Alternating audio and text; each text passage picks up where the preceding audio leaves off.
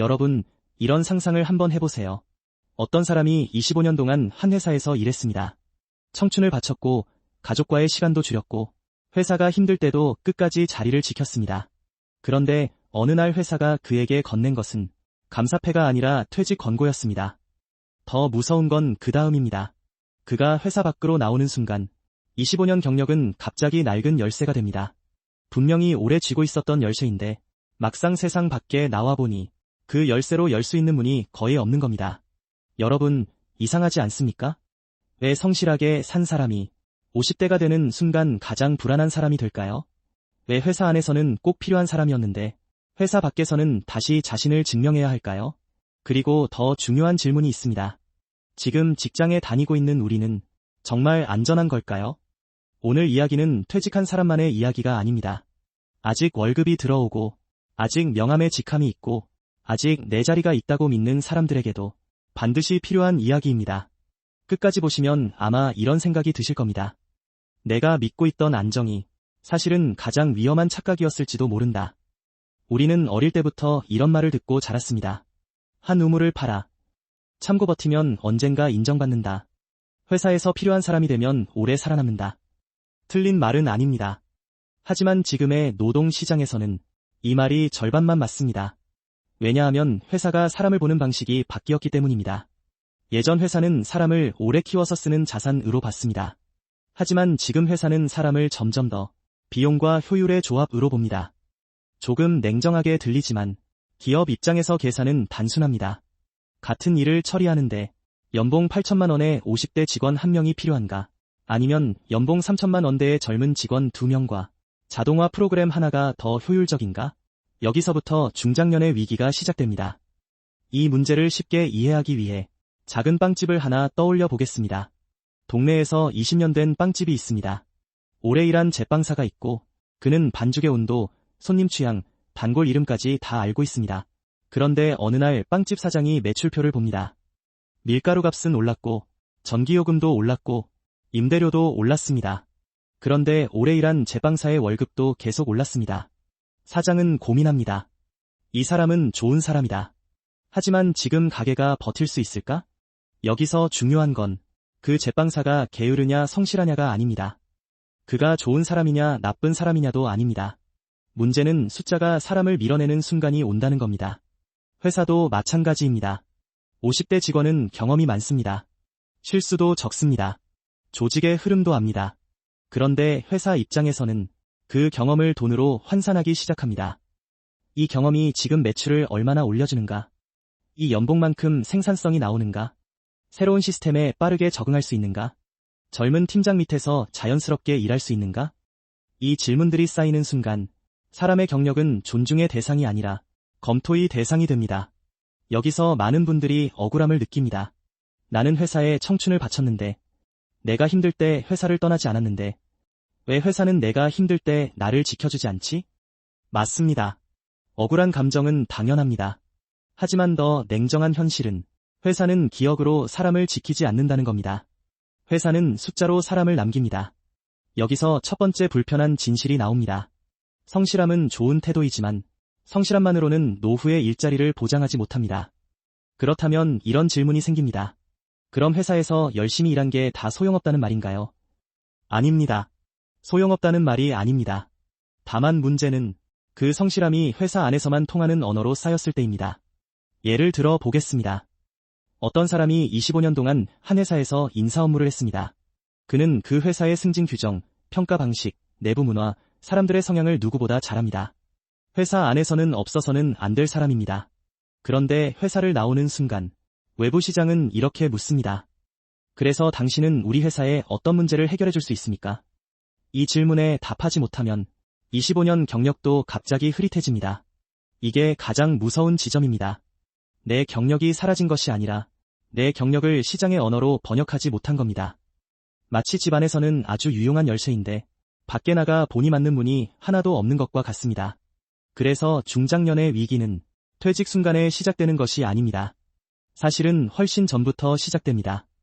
내 경험이 회사 밖에서도 돈이 되는지, 내 기술이 다른 조직에서도 통하는지, 내 이름이 직함 없이도 설명되는지, 이 질문을 한 번도 해보지 않은 채 시간이 지나갈 때 이미 위기는 시작됩니다. 퇴직 후 많은 사람들이 처음에는 이렇게 생각합니다. 그래도 내가 경력이 있는데 어디든 가겠지. 조금 쉬다가 다시 알아보면 되겠지. 안 되면 작은 가게라도 하면 되지. 바로 이 생각이 두 번째 함정입니다. 퇴직 직후의 시간은 이상하게 흘러갑니다. 처음 한 달은 오히려 편합니다. 아침 알람이 울리지 않습니다. 상사의 메시지가 오지 않습니다. 회의도 없습니다. 처음으로 긴 휴가를 얻은 것 같은 기분이 듭니다. 그런데 2달, 3달이 지나면 공기가 달라집니다. 통장 잔고는 줄어드는데 들어오는 돈은 없습니다. 가족들은 대놓고 말하지 않지만 집안 분위기가 조금씩 바뀝니다. 예전에는 점심값 1만 원이 아무렇지 않았는데 이제는 커피 한 잔을 살 때도 이걸 꼭 마셔야 하나 라는 생각이 듭니다. 그리고 어느 날 이력서를 쓰려고 컴퓨터 앞에 앉습니다. 그런데 이상합니다. 나는 분명 25년을 일했는데 막상 이력서에는 뭘 써야 할지 모르겠습니다. 회사 안에서는 너무 당연했던 일이 밖으로 꺼내면 설명하기 어려운 일이 됩니다. 조직 관리, 업무 조율, 성과 개선, 현장 대응. 단어는 그럴듯한데 읽는 사람 입장에서는 잘 와닿지 않습니다. 그래서 서류를 넣습니다. 10곳, 20곳, 50곳. 처음에는 답장이 오지 않아도 괜찮습니다. 그런데 계속 반복되면 마음이 무너집니다. 내가 이렇게 쓸모없는 사람이었나? 여기서 정말 조심해야 합니다. 이건 개인의 무능이 아닙니다. 구조의 문제입니다. 하지만 사람은 거절을 계속 받으면 구조를 의심하기보다 자기 자신을 의심하기 시작합니다. 이때부터 표정이 달라집니다. 말수가 줄어듭니다. 사람 만나는 것이 부담스러워집니다. 예전 동료에게 연락하고 싶어도 괜히 부탁하는 사람처럼 보일까 봐 망설입니다. 그 사이 공백 기간은 길어지고 공백 기간이 길어질수록 다음 면접에서는 또 질문을 받습니다. 그동안은 뭐 하셨나요? 이 질문은 짧지만 듣는 사람에게는 꽤 무겁습니다. 마치 멈춰있던 시간을 혼자 증명해야 하는 기분이 들기 때문입니다. 재취업이 어렵다 보니 많은 사람들이 창업을 생각합니다. 내가 직접 하면 되지. 작은 카페 하나 정도는 괜찮지 않을까? 음식 장사는 그래도 망하지 않겠지. 편의점은 시스템이 있으니 안정적이지 않을까? 하지만 창업은 퇴직자의 탈출구처럼 보이지만 사실은 또 다른 시험장입니다. 여기서 냉정한 예를 하나 들어보겠습니다. 40년 동안 사무직으로 일한 사람이 퇴직 후 작은 국수집을 차렸다고 해봅시다. 그는 성실합니다. 깨끗하게 준비합니다. 맛도 나쁘지 않습니다. 그런데 가게를 여는 순간 그가 상대해야 하는 것은 손님만이 아닙니다. 임대료, 인건비, 재료비, 배달수수료, 리뷰 관리, 주변 경쟁 가게, 날씨, 경기 침체, 상권 변화까지 모든 것이 한꺼번에 밀려옵니다.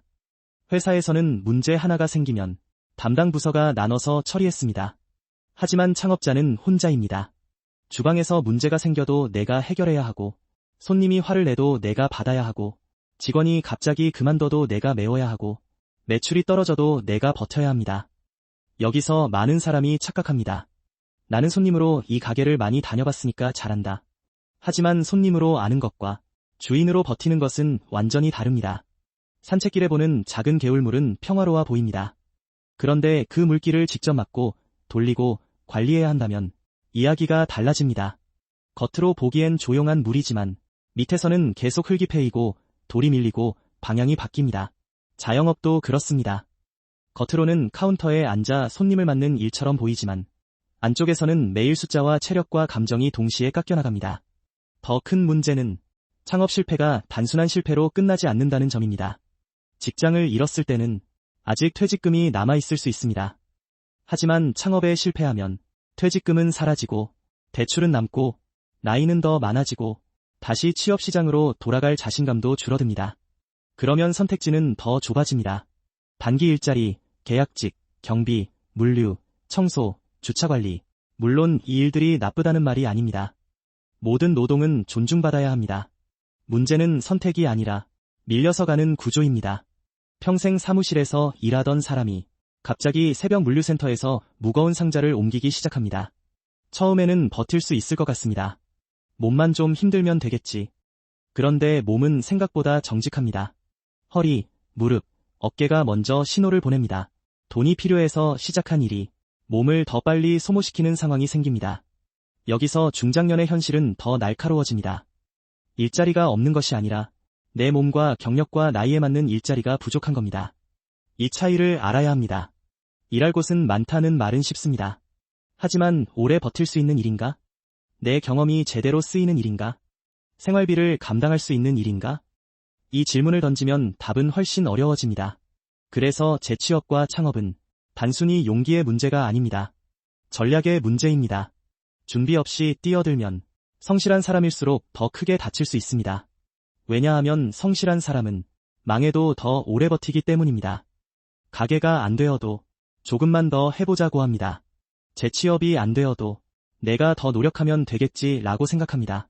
하지만 어떤 상황에서는 노력보다 중요한 것이 방향입니다. 무거운 가구를 잘못된 방향으로 밀고 있다고 생각해보세요. 힘이 센 사람이 더 빨리 지치는 이유는 힘이 부족해서가 아닙니다. 방향이 틀렸기 때문입니다. 많은 사람들은 퇴직자를 걱정합니다. 이미 회사를 나온 사람, 이미 재취업을 고민하는 사람, 이미 창업을 준비하는 사람, 물론 이분들에게 도움은 필요합니다. 하지만 더 위험한 사람은 따로 있습니다. 아직 회사에 다니고 있어서 자신은 안전하다고 믿는 사람입니다. 매달 월급이 들어오고 명함에 직함이 있고 회사 메신저에 내 이름이 있고 회의실에서 아직 내 자리가 있기 때문에 위기가 오지 않았다고 생각합니다. 하지만 위기는 대부분 문을 두드리고 들어오지 않습니다. 조용히 배경부터 바꿉니다. 어느 날부터 중요한 회의에서 빠집니다. 새 프로젝트가 젊은 직원에게 넘어갑니다. 내가 맡던 일이 시스템으로 대체됩니다. 후배가 나에게 묻는 질문이 줄어듭니다. 팀장이 내 눈치를 보는 것이 아니라 내가 팀장의 눈치를 보게 됩니다. 이 신호들이 보이면 이미 게임의 규칙이 바뀌고 있는 겁니다. 그런데 대부분은 이때도 인정하지 않습니다. 설마 나겠어? 나는 아직 괜찮아. 회사에서 나를 쉽게 내보내진 못할 거야. 바로 이 믿음이 위험합니다. 왜냐하면 준비는 불안할 때 하는 것이 아니라 아직 안정적일 때 해야 하기 때문입니다.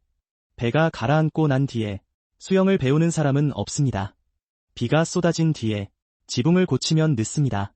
퇴직 후에야 내가 뭘 할 수 있지? 라고 묻는다면 그 질문은 너무 무거워집니다. 그렇다면 지금 무엇을 해야 할까요? 거창한 답을 말하려는 게 아닙니다.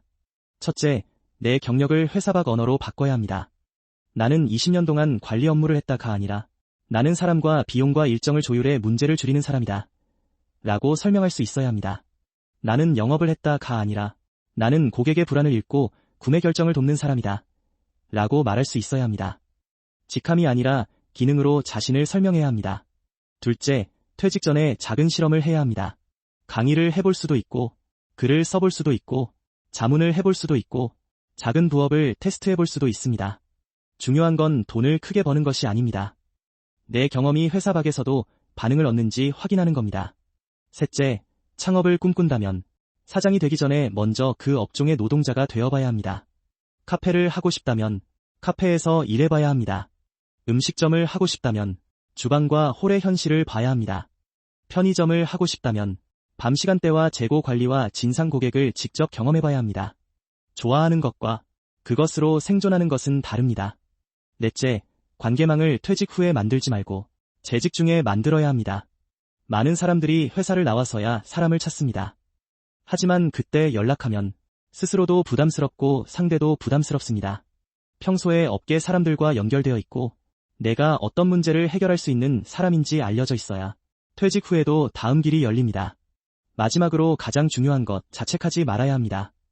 50대 이후의 고용 불안은 개인의 게으름만으로 설명할 수 없습니다. 임금 구조, 기업 문화, 기술 변화, 자영업 과포화, 고령자 채용 기피가 함께 얽힌 문제입니다.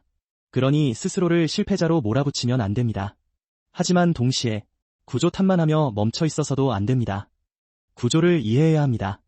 그리고 그 안에서 움직일 전략을 만들어야 합니다. 나무가 쓰러지는 이유가 나무가 약해서만은 아닐 수 있습니다. 뿌리 내린 땅이 너무 얕았을 수도 있고 바람의 방향이 바뀌었을 수도 있고 주변의 물길이 달라졌을 수도 있습니다. 하지만 그렇다고 나무가 아무것도 할 수 없는 것은 아닙니다. 더 깊은 뿌리를 내릴 곳을 찾아야 합니다. 한 방향으로만 자라던 가지를 넓혀야 합니다. 계절이 바뀌기 전에 다음 계절을 준비해야 합니다. 오늘 영상의 결론은 이것입니다. 회사를 믿지 말라는 이야기가 아닙니다.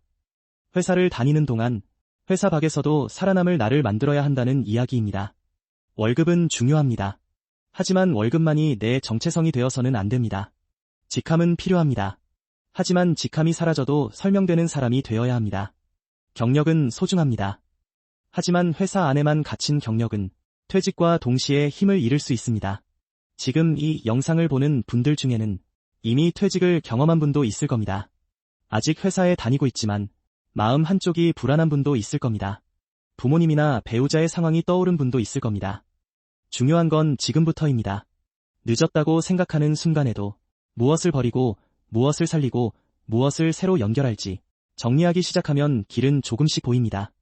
오늘 이야기가 불편하게 들렸다면 그건 이 문제가 그만큼 현실과 가깝기 때문일 겁니다. 여러분은 어떻게 생각하시나요? 50대 이후의 일자리 문제는 개인의 준비 부족일까요? 아니면 사회 구조의 문제일까요? 댓글로 여러분의 생각을 남겨주세요. 이 영상이 도움이 되셨다면 구독과 좋아요 부탁드립니다.